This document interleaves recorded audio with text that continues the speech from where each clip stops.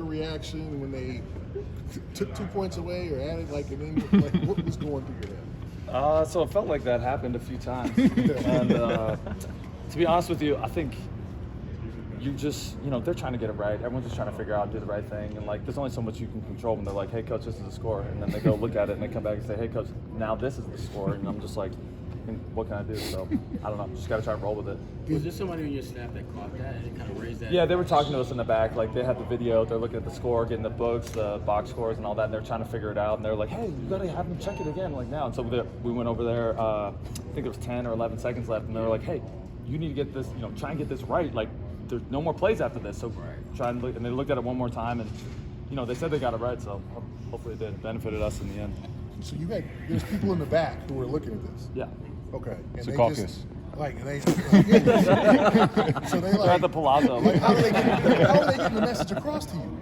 They're like, hey, coach, the score's wrong. And I'm like, okay, I'll go tell somebody. I don't know. Like, people in the back row. Yes, on our staff. They have video feeds, just like in the, Okay, they're looking at a video feed of the game, and then they're looking at the box scores, and they're, they're doing the math. Okay, I thought I'm sorry. No, it's not your fault.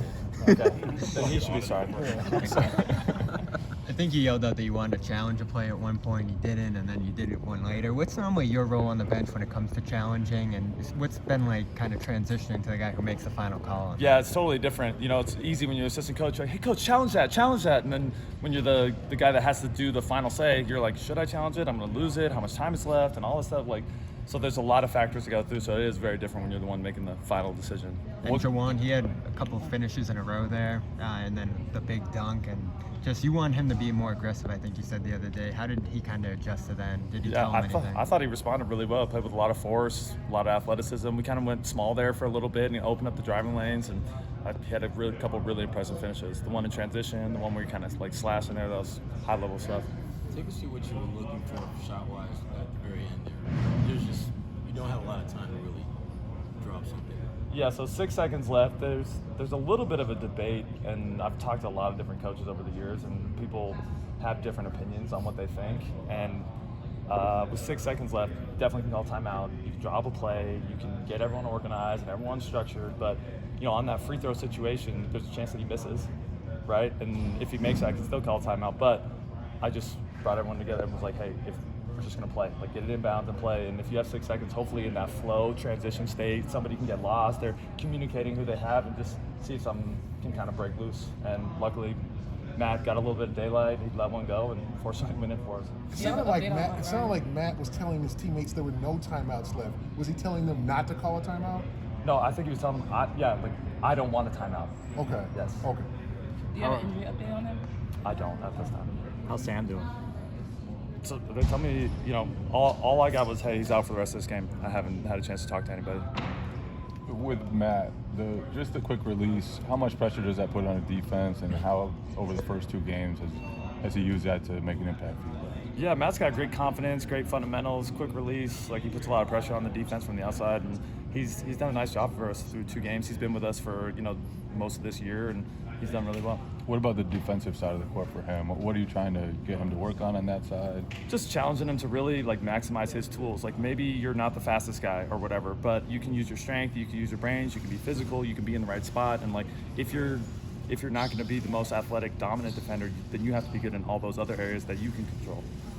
For you, someone who comes from a shot coaching background, when you were in San Antonio, Chip and all that, what are some of the things that jump out to you about Matt Bryant and just his ability to really be a good shot maker in this league? Well, he's pretty elite at on the move, getting his shot organized, getting on balance, rising up, and then he's got the confidence. So if he gets himself organized, he looks up, he sees the rim, he can do that on the move, he can do it from the spot up, and it's just, I'm pretty impressed with how quickly he can get organized and into his shot, no matter how quickly he is moving east, west, north, south, and when you can do that, then you can get a shot off at almost any time.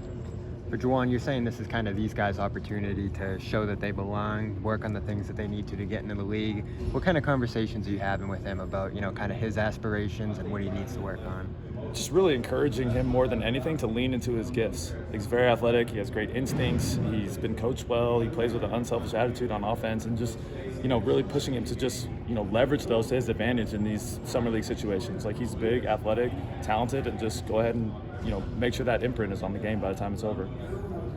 Offensive rebounding seemed like he was good. He was able to get a lot of second chances.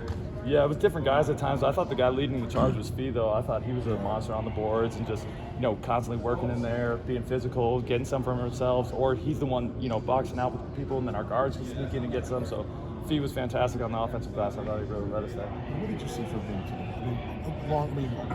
Last week or so, what have you seen from him? He's a former draft pick, a guy who can actually was good at Florida State. I've just seen a guy that wants to be coached. He works hard. He's trying to execute whatever we want to do. He's played with an unselfish attitude. He's been great in film sessions, great in practice, great in the game. So I have no complaints. And what you see from JD, it seemed like he had some ups and downs. I thought JD was fine, but he's a young player. So I mean, every guy goes through their ups and downs no matter what. He's a young guy. It's his second game. I thought he kept a level head about himself. He didn't get down like if he made a mistake or didn't make a shot or whatever. Like, he just kept playing, and more often than not, I was pretty pleased with whatever he was doing out there. Last question. Great. And That's it. And what are your thoughts on the Malcolm Brogdon trade?